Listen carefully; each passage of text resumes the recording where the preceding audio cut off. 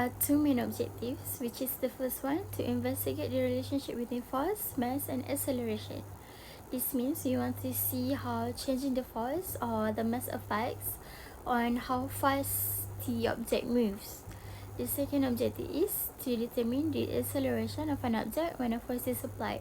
So basically, we are testing the Newton's second law, which is F equals to ma. These are for the objectives. Now let's move on to the apparatus. For our apparatus, we have a track rail, blower, pressure tube, gliders, flag, photo gates, messes, mess hanger, and string and pulley. We will move on to our procedure. The linear attract was first leveled and the air pump was switched on to reduce friction. A string connected the glider to a hanger over a pulley and a flag was attached to the glider. The total mass was measured, which is 20 gram on the hanger and 80 gram on the glider. The glider was released just before the photo gate and the time was recorded. This was repeated 3 times for accuracy. Then add on 20 more grams to the glider so that they have the change of force, and the steps were repeated for different mass combination.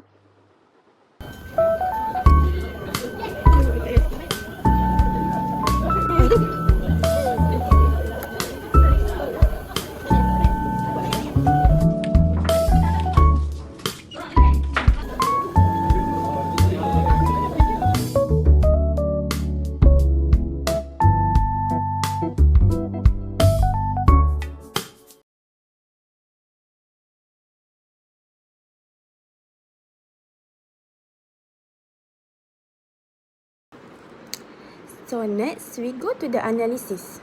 What does the graph tell us? The answer is, the graph shows a directly proportional relationship between the wake force F and acceleration. This supports Newton's second law, F equal to ma, which states that force is proportionally to acceleration when mass is constant. The graph is a straight line through the origin, showing the linearity. The gradient of the graph that we got is 0.0193 kilogram. Fourth question is, the uncertainty of the gradient that we got is 0.01 kilogram. The relationship between the gradient from the graph is based on the equation F equal to ma. The gradient slope from the graph represents the total of mass. This means that the steeper the slope indicate a larger amount of total mass, while the shallower the slope indicates smaller amount of total mass. The M total that we got is 1.20018 kilogram, uncertainty with 0.001 kilogram. There is a factors or error in this experiment, which is human error, friction, air resistance, and instrument error. The ways to overcome is use automate timing system or motion sensor to eliminate human reaction error. Next, ensure the air track is well calibrated and horizontal to minimize friction and external force. Next, use more precise balance for measuring mass and equipment with better sensitivity for time measurement. Next, we should minimize air resistance and friction by using smoother, lighter materials and well lubricated pulley.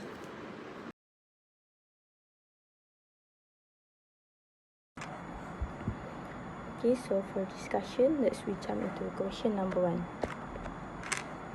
Okay, for question number 1, firstly, the question asks us to calculate percentage difference percent error in this experiment. So firstly, we need to calculate the gradient of the data. Second, we need to calculate the expected total mass, and the third step, we just need to calculate percentage error by using m minus 2mt and multiply with 100%. So next, for question number 2, discuss the factor that have contributed to the error of the experiment. Firstly, type source of error is residual friction on the air track in the pulley bearings, so it can affect the result because part of hanging weight is used to overcome friction, so the net force is smaller than MPG the graph. The inertia in the pulley. Some of the gravitational potential energy accelerate the pulley rotation, again reducing linear acceleration. Okay, for question number 3, explain how to overcome factor that mentioned in question number 2. So firstly, for air track and pulley friction, we can overcome it by ensure the air blower delivers sufficient flow, clean and level the tracks meticulously, use a lower mass of the ball bearing and pulley. Secondly, for air resistance of the flex, we can overcome it by using the smallest possible light gauge flag. It can be a thin piece of cut tape etched onto the glider. Thirdly, for pulley rotational inertia, we can use a very small low mass pulley, include the pulley moment of inertia in the theoretical analysis.